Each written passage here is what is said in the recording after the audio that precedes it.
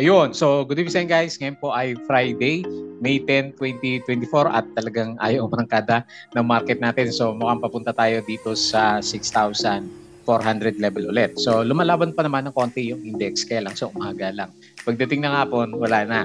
Medyo mahina na po siya kasi puro net foreign sell yung galawan natin sa ngayon. So most likely, long term muna tayo dito sa mga big caps na stocks po natin. So nagkaroon tayo ng net foreign sell 348.64 million. Kaya yung mga trending natin is syempre yung mga previous na gumalaw na stocks natin. Sino ba pinakamalakas na sumipa? RCI pa rin, no?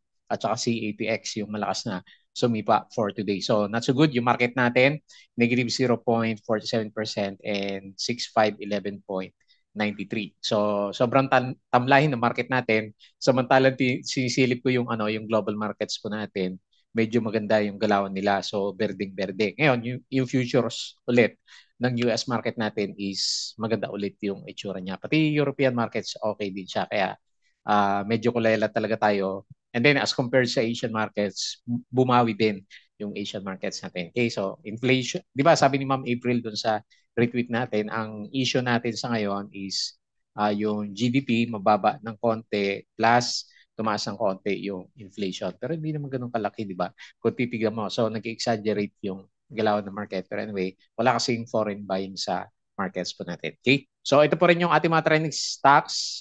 Nadagdag lang siguro dito si PNDT. So SCP, negative 0.9 o negative 0.11 ba to? 0.9%. So drop siya. 2 days na yata drop tong si SCP. Meron siya net foreign buy na 224.84K. So kailangan niya mag-retest doon sa support. Mamaya, guhitan natin yan. Tapos si ABS-CBN, so up siya ng 0.46%. Nahirapan na ba to? Ewan natin kasi ito nga si RCI. Diretso pa rin yung galawan niya. So FCG, ba't kaya pinag-uusapan to? Ilang araw na. So may volume siya ng konti. Yun lang yung napansin ko sa kanya. May gain siya ulit na 1.39%. So meron siya net foreign buy na 1.3 million. Maliit lang naman. Tapos si PLDT, alam ko naglabas na to ng earnings niya. Okay din naman yung earnings niya, di ba? 9 or 8% up siya for the first quarter. So ito, buti kahit pa paano sumipa siya, 3.69%. Sino kayo sa blue chips yung laglag na naman ngayon? RCI, so congrats sa winners. Medyo may pa-pullback pa siya pero umarangkada din nung umaga, di ba? So 8.39%. Malaki pa rin. Yung binigay niya, negative 399.72K net foreign sell. And APX, to talaga, batak na batak si APX. Mataas pa rin kasi yung gold prices natin, 5.41%. And then meron siyang tulak na 9.18 million net foreign buy dito sa market. Okay? So matamlay, investor mode yung ating mga big caps, and meron lang tayo pa isa-isa na nakikita na pumipitik. Ito mga malalaking na galawan dito, mga small caps to, yung mga penny stocks. Ito si Geo siguro, umakyat ng 38% kasi may konting volume na 3.69. Parang nagsiling to, no? Hindi pa naman, o konti. Okay, dapat ceiling na to, no? Tama ba? Ayan, so 3.69 million yung traded value naman niya. Okay, so the rest, laglagan yung mga stocks naman natin.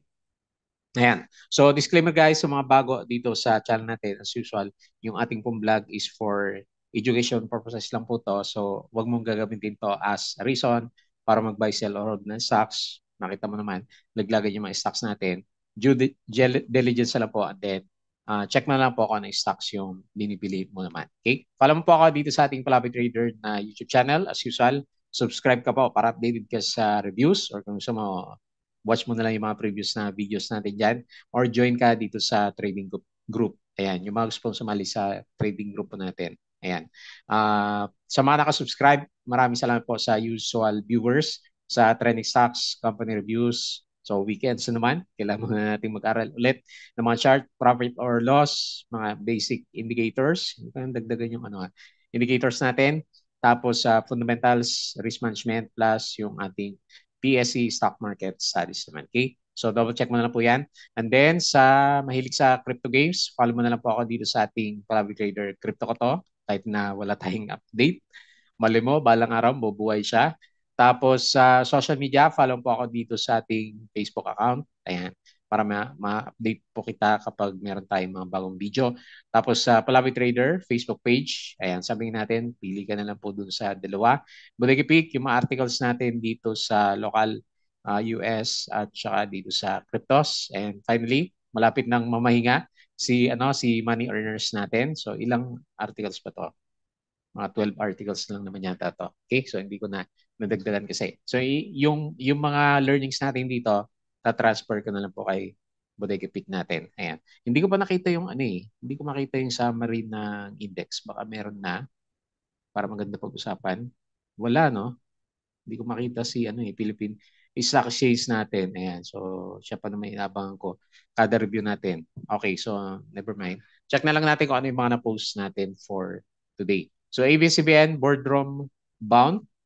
Libesty guest on ABS-CBN channel hopes his investment will inspire confidence, bring back Lopez franchise to his glory days. Ayan. Panalo to kapag bumalik yung franchise ni ABS-CBN natin. Pero panalo na rin, no? Kasi nung bumili siya, alam ko dito sa mga prices na to, di ba? So, marangkada yung price action natin. PLDT, so ito yung catalyst natin. Meron siyang first quarter earnings up siya ng 9%. So, sumipa. Nag-breakout ng konti si PLDT. So, 6,511, pahit ng mga blue chips natin. Wala tayong magawa kundi magantay ng mga palundag-lundag. Kaso yung mga lumilipad naman, umaga pa lang, 8%, 9% na kaagad, di ba? So, anyway, kung nakabili ka sa peak kanina ni RCI, kulong na naman, di ba? Mega World, Q1 net income rose 8%. Ito yung galawan ng yung ating mga metal products. So, okay siya. Kaya si APX panalo. Fill rates, 4.55%. New Zealand, Minister visits Northgate Cyberzone, Philinvest to comment successful establishment of office and business operations of one of its tenants, New Zealand Prime Minister. Ayan. ASEN, the power arm of conglomerate Ayala, so its net income surged by 34%. Ayan, kaya pinag-uusapan hanggang sa ngayon. Costco, CIC, URC, Robinsons Retail, share buyback pa rin siya. PLDT, okay. Cebu, negative retained earnings prevent company from declaring dividends at the moment. Ali, the Philippines' first sustainability-linked bonds. Okay, income up na. Kahit anong ganda ng earnings niya, wala din kasi wala tayong foreigners. Okay, Cebu, Ali, yan na rin yun. Ayan, so ito yung post ni Ma'am April Tan. Sabi niya, high inflation and interest rates, the most likely culprit of this disappointing first quarter GDP. So expect more the same unless the inflation is addressed. Ayan. So yan po yung issue natin sa market. Si Plus, earnings niya 370%. Nag-up siya kanina, no? CNPF, plus 15% sa earnings. Cryptocurrency, FTX has amassed billions of dollars more than it needs to cover what customer loss in November 2022, setting them up to receive full recoveries plus interest. Arrear account in US bankruptcy proceedings. Ayan. So good news para sa mga crypto. Kaya pala medyo nagpitikan ng konti kanina yung mga cryptos natin. Monde, malakas earnings niya, 53%. Kaya pala nag-breakout. CDNL 4%, Cebu. Laki din, 108%. FD 1%, DMC minus 25%. Okay? So the rest, yung galawang kapon, okay pala yung galaw dito sa US. Ayan, nasa US ulit yung mga traders natin. Tapos ngayon, kung titignan mo yung futures nila is sobrang ganda ulit. Ayan. Ayan. So guys, yung mga gusto nang sumali sa group natin sa Palaboy Traders, meron po tayo dito sa Patreon. Check mo na po So, ang coverage ng mga reviews natin dito is mga Philippine stocks trading at saka investing naman. Okay? Kung gusto mo mag-support, pwede rin naman. Check mo na po yung Patreon channel natin. Okay? So, tingin tayo dito sa summary ng market. So, talagang pa-downtrend si PSE. So, negative 0.47%, minus 348 net foreign sell, and 6.5 tayo. So, on route tayo doon sa hopefully sideways lang. Maigi na ako sideways lang, wag lang downtrend. Kailan kasi wala yung foreigners. Ayan. So, yan pa rin naman yung ginuguhit ko sa inyo from the past few weeks na review na natin. Ayan, kasi na-confirm na hindi niya kaya mag-breakout dito sa MA100 kahapon. So, bumagsak ulit. And then, parang kailangan natin ng double bottom, parang yung ginawa niya dito, bago siya mag-try na mag-breakout ulit sa MA100. Kaya, mapapansin mo, yung mga alaga natin na big caps, pabagsak, or ayaw gumalaw yung mga price action. Ayan, kawawa naman tayo mga investor dito sa market. Napapa-investor na. Ayan, kasi super sideways yung ano eh, yung yung bigger picture nga natin to eh, di ba? So mas malaki na sideways siya na talaga yung ano, ginagalawan ng market natin. Yung small picture, yung sideways natin for month per month. Ayan. So mukhang ganun yung gustong gawin ng ano, ng market natin. Okay? So dito sa mga losers, sino ba? Mukhang banks na naman, properties and banks. Ali minus 2%, SMPH minus 0.74, BDO minus 2. Sino pa? BPI, malit lang naman. DMC minus 1.6. At saka si Monde, ang binawi din, minus 3.42. Panalo si PLDT, 3.69, URC 1.2, Jollibee 1%. Sino pa? Wala na, no? Sa mga big caps. Si Mer, 0.32. Hindi rin masyado maganda yung galaw natin. Okay? So, dito sa winner, si Jeyo, ang ano, yung pinamataas. So, 38%. May volume siya, 3.69 million. Ano tayo may volume? PHA, 8 pa. Pumitik si PHA, ah. Ayan, pumitik kanina, oh, nangulong lang ng konti si ano, PHA, 8%. RCI, so panalo, 8%. Medyo nahirapan din siya. APX, ito panalo talaga kasi straight yung ano eh. Yung galaw ng candle natin. Double Dragon, nabuhay, sumilit. 5%, Aslag 3.69 plus nag-bounce na rin, no? Mukhang gusto mag-breakout ni Plaza. 4.07%. Sino pa? The rest is 1% na lang sila. Okay, so GGS ba nag-bounce 1.6%. Okay? So dito sa losers, sino ba pinakamalakas? Yung may volume si Lotto. Okay. Laki din, no? 6% din yung drop ni Lotto natin. FLI, minus 6. So, nag-gap down. Meron siyang ano. Meron naman siyang 7% na dividends. Ayan, kinain na rin yan para sa mga dividends holders. Monde, ayan, nag-drop siya 3%. Alter, minus 2.94. ABA, minus 2.8. EI, minus 2.7. And BDO is minus 2%. Okay? So, very bad market.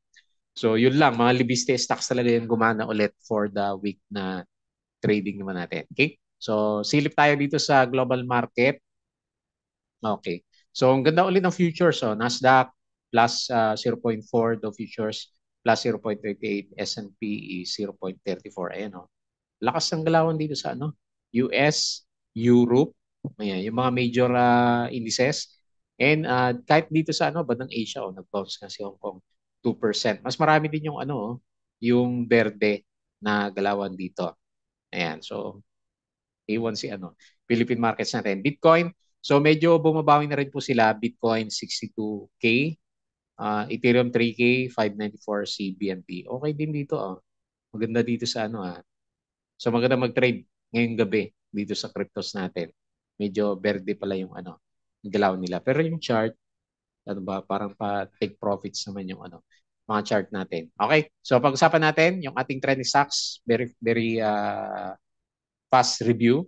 SCP. Okay, so medyo nagta-try mag-retest sa support si ano, SCP natin.